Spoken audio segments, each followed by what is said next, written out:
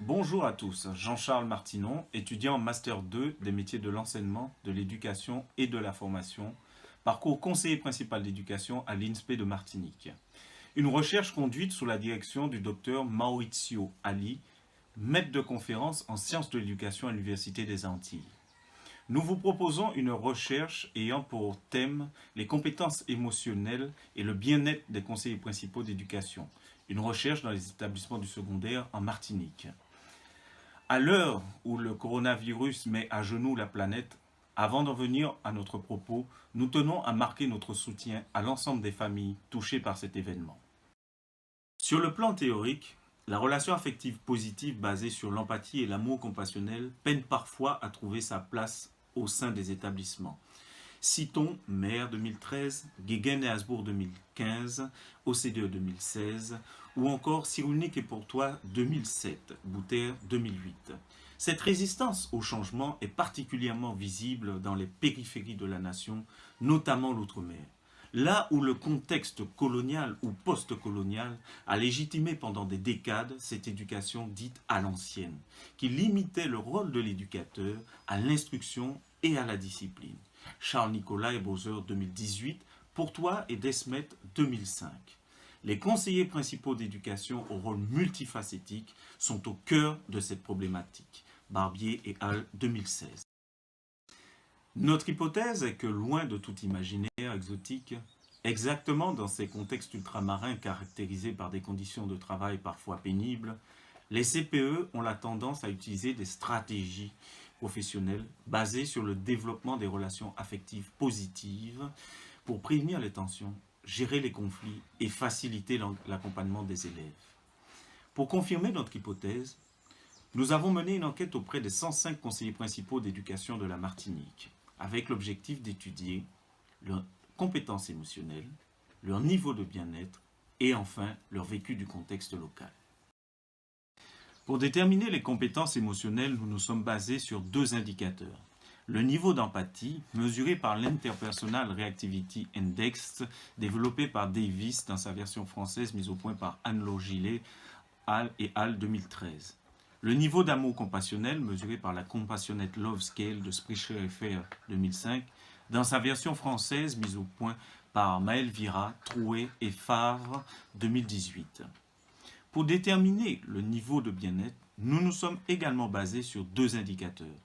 Le niveau de résilience, mesuré par l'échelle de Wanild et Young 1993, ainsi que le niveau de fatigue professionnelle, mesuré par le test de Bernard développé par Christine Malak et Jackson 1981. Pour son application aux professionnels de l'éducation, voir Byrne 1993. Pour mieux interpréter nos données, nous avons également souhaité connaître leur vécu du contexte local à partir d'un questionnaire en ligne. Concernant nos évaluations, nos enquêtes ont donné des taux de pénétration allant de 61,90%, soit 65 CPE sur 105, à un taux de 78,10%, soit 82 CPE sur 105. En conséquence, nos échantillons sont représentatifs de la population des CPE de la Martinique. L'âge moyen de ces derniers sur l'enquête la plus quantitative est de 46 ans pour une ancienneté moyenne de 14 ans. Nos résultats. Concernant l'empathie, nous constatons qu'une majorité des CPE présente un résultat compris entre 3,50 et 4,50. Le résultat moyen du souci empathique mesuré est de 3,90, soit un niveau plutôt faible par rapport à la population de validation de l'échelle qui présentait un niveau de 5,38. L'amour compassionnel. Conformément aux travaux de Maël Vira, l'analyse de l'amour compassionnel est bidimensionnelle. Nous mesurons sur l'échelle de sensibilité, représentée par 11 items, une évaluation à 3,72. Concernant le sacrifice, la deuxième dimension, représentée par 6 items, elle est mesurée à 3,70. Ces deux moyennes placent les CPE de Martinique en deçà de la population d'enseignants qui a participé à la validation de cette échelle. Cette population était mesurée respectivement en ce qui concerne la sensibilité et le sacrifice à 4,55 et 4,13. Concernant le bien-être, notre premier indicateur, le niveau de burn-out, présente une analyse tridimensionnelle. Elle a été mesurée de la façon suivante. La première de ces dimensions, l'épuisement émotionnel. 27 d'entre eux présentent un épuisement émotionnel faible, 21 un épuisement modéré et 17 un épuisement émotionnel élevé. Bien que l'indice le plus élevé soit un épuisement faible, conformément à la recherche initiale, des chiffres modérés ou élevés sont le signe d'un épuisement émotionnel latent ou en train de s'installer. Nous pouvons donc dire que 58,5% d'entre eux, soit une majorité, présentent un niveau relativement élevé d'épuisement émotionnel. La seconde dimension, la dépersonnalisation, montre que 44,62% des CPE sont en difficulté. La dernière dimension, le sentiment d'accomplissement, 28 présentent un accomplissement faible, 18 un sentiment d'accomplissement modéré et 19 un sentiment d'accomplissement élevé. Le sentiment d'accomplissement personnel est une soupape de sécurité qui rétablit l'équilibre quand l'épuisement professionnel et la dépersonnalisation sont importantes. Si les deux premiers indicateurs appelaient déjà à la vigilance, nous constatons que la majorité des CPE ont un sentiment d'accomplissement faible ou modéré. Nous pouvons donc conclure que la majorité des CPE sont dans un état d'épuisement relativement important. Concernant notre dernier indicateur et deuxième concernant le niveau de bien-être des CPE, je veux parler de la résilience. Une grande majorité d'entre eux présentent de bons résultats. Seuls 4 CPE sont dans une résilience faible.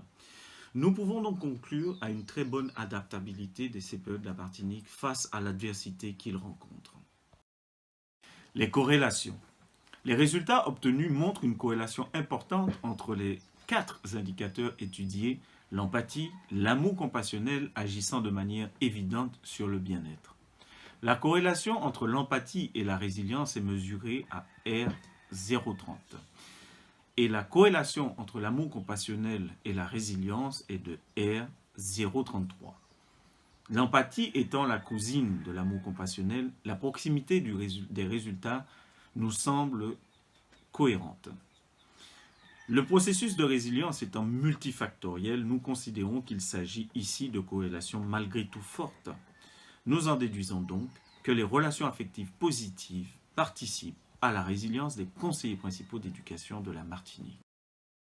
Aussi, les données collectées nous suggèrent que la qualité des relations humaines au sein de la vie scolaire et du cadre de vie local reste au centre des préoccupations, tant en qualité de facteur d'épuisement que de bien-être. Sur le contexte local, il s'agissait pour nous de comprendre en quoi la vie scolaire martiniquaise était différente de celle de la France hexagonale et en quoi le contexte post-esclavagiste pouvait avoir un impact. Ils sont majoritairement à penser qu'elle est différente de la France hexagonale et que le contexte esclavagiste influe sur la vie scolaire. Néanmoins, ils apportent peu de précision par rapport à leur position.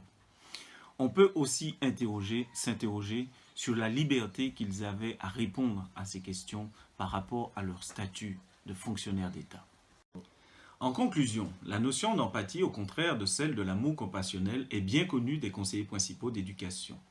Perçue comme un outil d'aide à l'accompagnement, surtout en début de carrière, il semble que la plupart des CPE ayant participé à notre recherche finissent par fixer leur posture professionnelle sur le rail de l'application de la règle. Cette rupture ou cette distanciation avec les compétences émotionnelles interviendrait concomitamment à un trop-plein, une fatigue professionnelle où l'application de la règle semble le seul rempart qui ne vacille pas quand ils n'en peuvent plus. Les corrélations fortes mesurées entre les compétences émotionnelles objet de notre étude et la résilience confortent l'idée de la prédominance des relations humaines comme facteur de protection du bien-être. En définitive, il s'agit pour les CPE de trouver le point d'équilibre entre éducation dite traditionnelle et celle désormais plus humaniste, favorable à un mieux-être de toute la communauté.